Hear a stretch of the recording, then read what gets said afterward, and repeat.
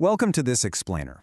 We're just going to go ahead and skip the small talk today because we are embarking on an incredibly intense, mind-bending journey right into the most extreme physics our universe has to offer.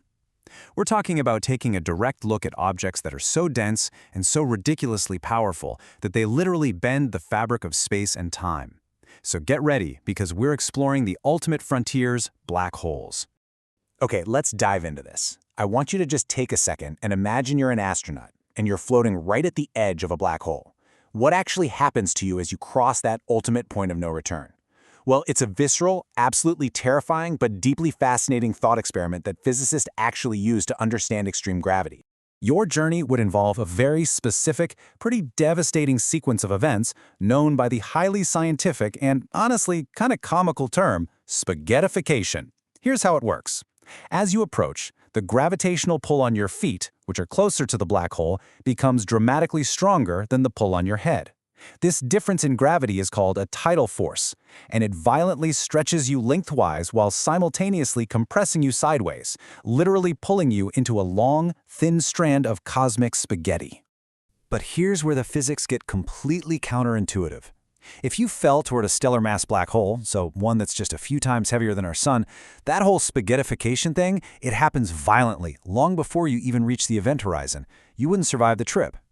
But if you fall into a supermassive black hole, one with millions of times the mass of our sun, its mass is spread out across such a massive radius that the tidal forces at the boundary are actually quite gentle, meaning you could theoretically drift right across the event horizon completely unharmed, totally oblivious to your doom, only to be pulled apart much, much deeper inside. Section 1. Anatomy and Cosmic Formation. So now that we've survived our hypothetical plunge, at least for a moment anyway, let's zoom out. Let's transition from that visceral personal experience to the macro view and break down the foundational physics of what exactly creates this crazy environment. To truly understand a black hole, we absolutely have to talk about the cosmic speed limit, 299,792. That is the speed of light in kilometers per second. It's the absolute speed limit of the universe. Now, a black hole forms when you pack so much mass into such a tiny, tiny space that the gravitational pull just becomes immense. Normally, to escape any planet or star, you need to reach a certain escape velocity. But for a black hole, that required escape velocity completely exceeds 299,792 kilometers per second. And because absolutely nothing can travel faster than light, well, nothing can escape. It's really that simple. And that speed limit creates a specific, terrifying boundary, the event horizon. Now, this isn't a physical, solid surface you could go up and touch. It's purely a mathematical boundary representing that ultimate point of no return. Think of space-time kind of like a stretched rubber sheet. If you place a ridiculously heavy, tiny ball right in the middle of it, it creates a well so incredibly steep that anything nearby just rolls in without any hope of climbing back out. To give you a sense of scale here, if you were to crush our entire sun down into a black hole, its event horizon would be a mere 3 kilometers in radius. Down at the exact core of this well lies the ultimate problem, the singularity. This is the very center point, or sometimes a ring, where density essentially becomes infinite. According to general relativity, all that mass is crushed into a single point. But the thing is, infinity in physics usually means your math is completely broken. And this brilliantly illustrates how this central point is the exact spot where our two most successful battle-tested theories, general relativity, which governs the very large, and quantum mechanics, which governs the very small, fundamentally clash. Neither one can explain what's actually happening down at the singularity. So where do these extreme objects even come from? Well, there's a few distinct formation pathways. Stellar mass black holes are born from the violent supernova explosions of collapsing massive stars. Supermassive ones sit right at the center of galaxies, packing millions of solar masses, though exactly how they grew so big, so fast, remains a huge puzzle. Then you have intermediate mass black holes, which are basically the elusive missing links astronomers are still actively hunting for. And finally, there are primordial black holes. These are hypothetical remnants forged in the extreme density of the Big Bang itself, and researchers are heavily studying them right now as a major candidate for dark matter. Section 2. Detecting the invisible, which brings us to a really massive practical problem. How do you actually study an object that, by its very definition, traps all light and information? It's the ultimate cosmic detective story. Since we can't see them directly, astronomers have to play detective, using indirect methods to catch these invisible culprits in the act. For example, we use observatories like LIGO to detect gravitational waves, which are literal ripples in the fabric of spacetime caused when two black holes crash into each other. We use the Event Horizon Telescope network to capture the glowing radio silhouettes of superheated matter swirling around them, like that famous benchmark image of the galaxy M87. We also track stars moving at extreme speeds around invisible masses, like the famous binary system Cygnus X1. And we look for massive eruptions of energetic particles, known as jets, just blasting out from their poles. Now, what's really interesting about this slide is the sheer scale of the number. 4 million. That is the number of solar masses, 4 million times the weight of our Sun, packed into Sagittarius A star.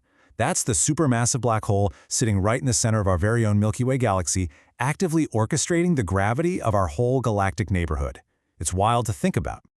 Section 3. The 2026 Breakthroughs. Listen, black hole astrophysics is definitely not some static history lesson from an old textbook. It is a rapidly evolving, high-stakes adventure.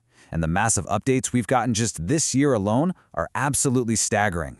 Let's walk through some of these bleeding-edge 2026 discoveries. First off, astronomers found this unusually fast-growing distant quasar, providing massive new clues to rapid early universe formation and totally challenging our timelines for how early black holes formed after the Big Bang. Second, a newly expanded LIGO-Virgo catalog nearly doubled our confirmed black hole collisions, revealing completely new subtypes and merger pathways we didn't even know existed. Third, and this one is huge, we finally found proof of an outward wind from Sagittarius A star, which actually solved a 50-year-old mystery and proved our galaxy's center is actively shaping the space around it. And finally, they literally watched a supermassive black hole in galaxy J1007 plus 3540 reactivate its jets after 100 million years of dormancy. I mean, it's basically a cosmic volcano waking up. Section 4. Unsolved Universal Mysteries. Despite all these incredible cutting-edge observations, black holes remain stubbornly, deeply mysterious. So let's pivot to the final phase of this explainer and address the open paradoxes that are still baffling the world's greatest theoretical physicists today. It all starts with a completely revolutionary realization made by Stephen Hawking back in the 1970s.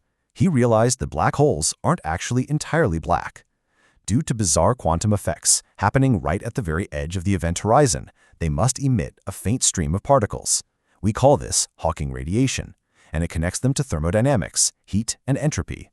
It proved that black holes have a temperature, and, over unimaginably long timescales, they will actually slowly evaporate away to nothing. Which, of course, immediately triggers a really profound question. If a black hole eventually evaporates completely, what happens to all the information, like the structural reality of every star, planet, or unfortunate astronaut that ever fell inside? This is the famous information paradox. It's one of the most hotly debated open problems in physics, because quantum mechanics emphatically states that information cannot be destroyed, but general relativity suggests that once it crosses the event horizon, it's just gone from our universe forever. These two pillars of modern science are locked in an all-out war right at the edge of a black hole. And that leaves us with this profound thought to close on. Are black holes just destructive cosmic vacuum cleaners, or are they the missing Rosetta Stone of the universe? Sitting right there at the extreme edge of human understanding, where the math breaks and our theories completely fail, they force us to keep pushing our limits. Understanding black holes might just be the exact key we need to finally unlock a unified theory of physics. Thanks so much for joining me on this explainer, and keep looking up.